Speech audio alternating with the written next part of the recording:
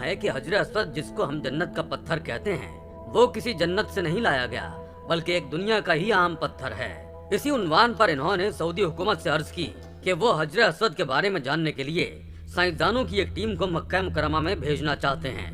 سعودی شہزادے نے آنے کی اجازت دی تو دو بڑے سائنسدان خانہ کعبہ میں تشریف لے آئے جن کا ماننا تھا کہ یہ پتھر زمین سے ہی نکالا گیا ہے۔ وہاں موجود کئی زائرین ان غیر مسلمانوں کو دیکھ کر آگ بگولا ہونے لگے۔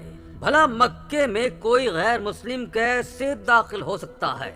اس بارے میں دنیا کے کونے کونے میں موجود مسلمانوں نے انگلی اٹھائی، مگر پھر سعودی شہزادے کا کہنا تھا کہ اگر انہیں یہ ریسرچ کرنے سے منع کر دیا جاتا تو ان کے دل میں موجود بے ایمانی مزید گہری ہو جاتی اور وہ یہ تصور کر لیتے کہ شاید مسلم مذہب میں کچھ تو ایسا ضرور ہے جو وہ دنیا سے چھپانے کی کوشش کر رہے ہیں۔ سائنسدان اپنے ساتھ کئی مشینیں لے کر آئے تھے جن کے ذریعے وہ حجر اسود کی جانچ پڑتال کرنا چاہتے تھے۔ سعودی شہزادہ بھی خانہ کعبہ میں تشریف لے جا چکا تھا، وہیں کچھ بڑے عہدیداران بھی وہاں پر آ چکے تھے۔ سائنسدان نے جب حجر اسود کو دیکھا تو اس کے چہرے پر ایک طنزیہ سی مسکراہٹ پھیل گئی۔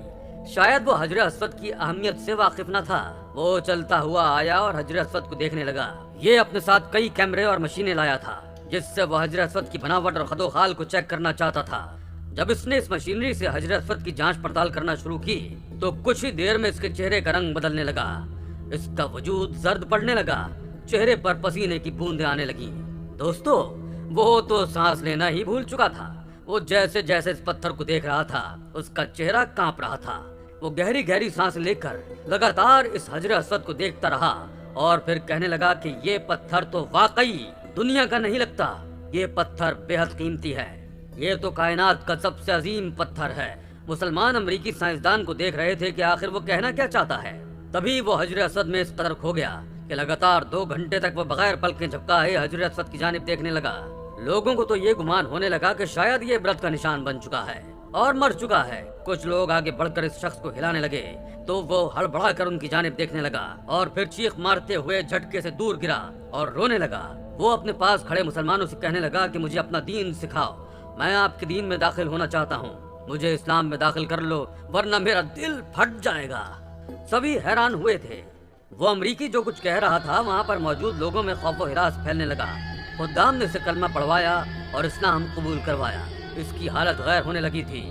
2 ہفتوں تک وہ اسپتال میں بے ہوش پڑا رہا۔ جب ہوش میں آیا تو اسے باقاعدہ اذان سنائی گئی اور قرآن مجید کی تلاوت سنائی گئی۔ وہ روتے ہوئے کہنے لگا کہ میں تو حجر اسود کو کوئی عام پتھر سمجھتا تھا، مگر جب اس میں غور کر کے دیکھا تو میں اس میں یوں کھوتا چلا گیا کہ جیسے میں دنیا سے بیگانہ ہو چکا ہوں۔ اس پتھر میں مجھے پوری کائنات نظر آ رہی تھی۔ جو راز اس پتھر میں موجود ہیں اگر میں وہ کھوجنا شروع کروں تو شاید کئی صدیاں سال گزر جائیں، مگر اس کے باوجود میں اس پتھر کی بناوٹ کو نہ سمجھ سکوں گا۔ مجھے تو یہ پتھر پوری کائنات سے بھی زیادہ وزنی معلوم ہو رہا ہے۔ یہ پتھر جس نے بنایا یقیناً وہ خدا ہے جس نے اس پتھر کو اس دنیا میں بھیجا۔ اتنا کہہ کر وہ رونے لگا اور کہنے لگا کہ مجھے اسلام کے بارے میں مکمل معلومات دی جائے، میں جلد از جلد اسلام قبول کرنا چاہتا ہوں۔ وہ سائنسدان اس قدر بدل چکا تھا کہ امریکہ والوں کو یقین ہی نہ آیا کہ آخر ایسا بھی کیا تھا جو 2 گھنٹوں کے اندر اندر سائنسدان نے اپنا عقیدہ ہی بدل ڈالا۔ دوستو، حجر اسود جنت کے یاقوتوں میں سے ایک ہے جسے حضرت آدم علیہ السلام اپنے ساتھ جنت سے لائے تھے اور تعمیر بیت اللہ کے وقت ایک گوشے میں نصب فرمایا تھا۔ نبی کریم صلی اللہ علیہ وآلہ وسلم نے ارشاد فرمایا، جس وقت حجر اسود جنت سے اترا تو وہ دودھ سے زیادہ سفید تھا، پھر آدمیوں کے گناہوں نے اسے سیاہ کر دیا۔ اور ترمذی شریف کی ایک روایت میں ہے کہ حجر اسود اور مقام ابراہیم جنت کے یاقوتوں میں سے 2 یاقوت ہیں۔ اگر اللہ تعالیٰ ان کی روشنی کو ختم نہ فرماتا تو یہ پوری زمین و آسمان کو روشن کر دیتے۔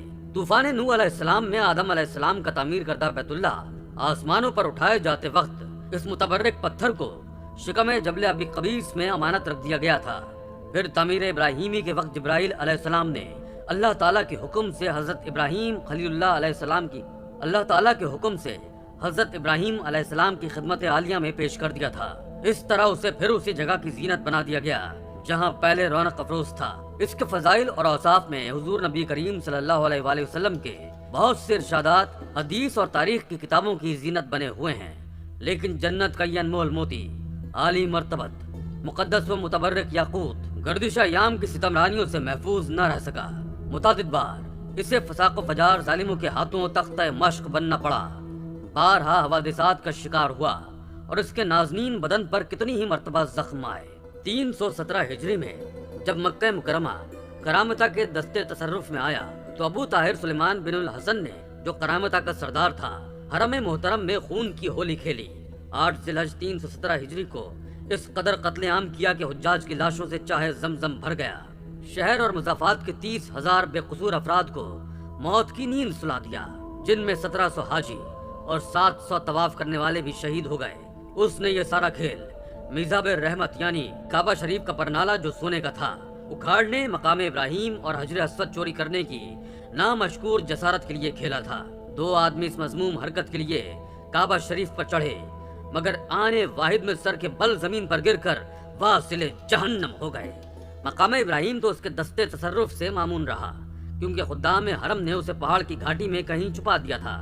مگر 14 ذی الحج 317 ہجری میں عصر کے وقت جعفر بن حلاج نے ابو طاہر کے حکم سے حجر اسود کو کدال سے اکھاڑ لیا، اس پر کئی ضربیں لگائیں جس سے کچھ ریزے ٹوٹ گئے اور اپنے ساتھ بحرین لے گئے اور اس کی جگہ خالی رہ گئی۔ تقریباً 22 سال کا طویل زمانہ گزر جانے کے بعد بحرین کے شہر ہجر سے بروز بدھ 10 ذی الحج 339 ہجری کو یہ مبارک پتھر واپس ہوا۔ اس کی واپسی بھی ایک معجزہ تھی۔ کرامتیوں سے بار بار واپسی کا مطالبہ جب زور پکڑ گیا تو انہوں نے یہ عذر لنگ پیش کیا کہ وہ پتھر تو دوسرے پتھروں میں مل جل گیا ہے، ان میں سے اسے الگ کرنا ہمارے بس کا روگ نہیں۔ اگر تمہارے پاس اس کی کوئی علامت ہے تو تلاش کر لو۔ چنانچہ علماء کرام سے استفسار کیا گیا تو انہوں نے ارشاد فرمایا، ان سب پتھروں کو آگ میں ڈالا جائے، جو پتھر آگ میں پگھل یا پھٹ جائیں وہ حجر اسود نہیں۔ حجر اسود کو آگ متاثر نہیں کر سکتی کیونکہ یہ جنت کا پتھر ہے۔ اسی طرح اس مقدس پتھر کی برتری اور مقبولیت کا لوہا منوا کر اسے واپس لوٹایا گیا اور پھر سے کعبہ شریف کی زینت بنا دیا گیا۔ علامہ جلال الدین سیوطی رحمۃ اللہ علیہ نے لکھا ہے کہ یہ ظالم ابو طاہر چیچک کے عارضے میں مبتلا ہوا، اس کا جسم پھٹ گیا اور نہایت ذلت کے ساتھ مرا۔